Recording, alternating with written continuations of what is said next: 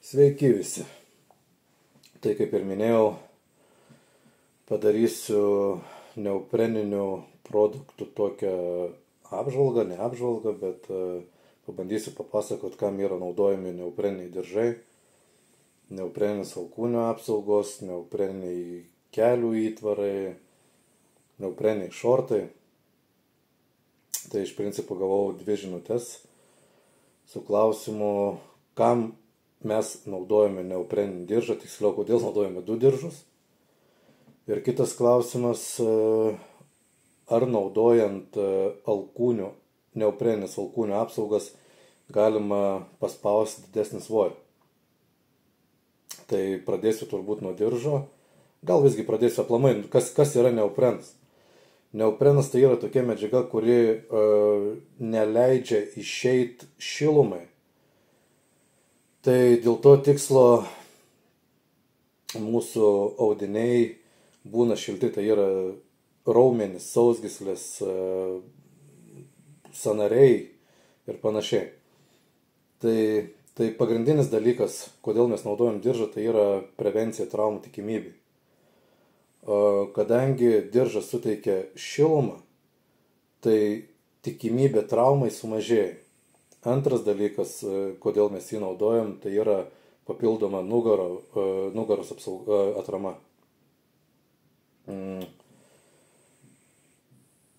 Trečias dalykas, kodėl mes jį naudojam, tai yra, sakyčiau, komfortas.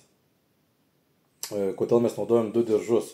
Tai būtent mes neopreninį diržą visų pirma apsijusiam juosmenį, tada užsidedam atramos diržą.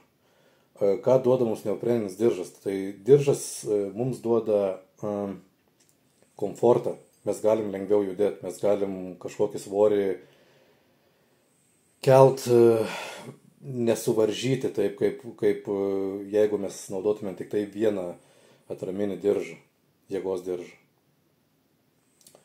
Tai toliau turbūt reikėtų paminėti šortus neopreninius. Iš principo neopreniniai šortai yra naudojami tokiu pat tikslu kaip ir neopreninis diržas.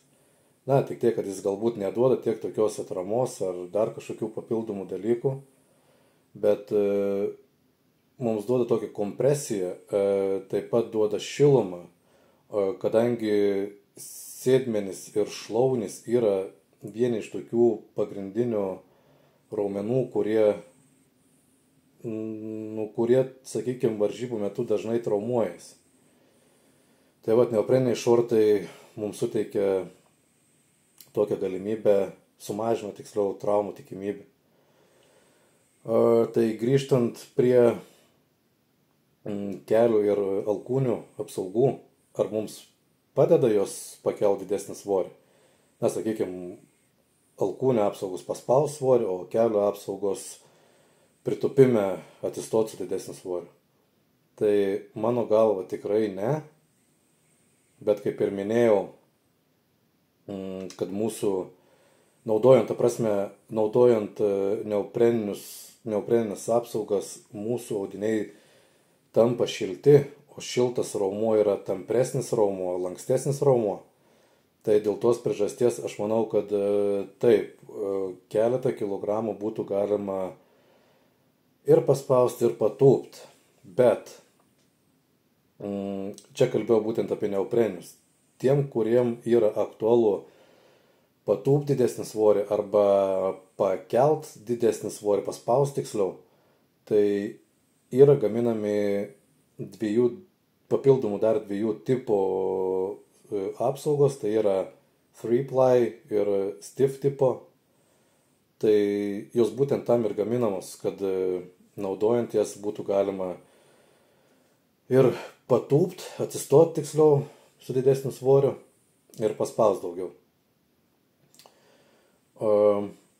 Bet čia vėlgi, tarkim, ne visose varžybose galima naudotis. Tai jeigu varžybų reglamentas draudžias naudot, jūs tiesiog negalėsit jų panaudoti. Bet jeigu varžybų reglamentas nedraudžia tokių produktų, tai tikėtina, kad jūsų varžybų rezultatas bus ženkliai didesnis. Taigi turbūt atsakiau apie apie neopreninius produktus, apie neopreninį diržą, neopreninės alkūnių apsaugas.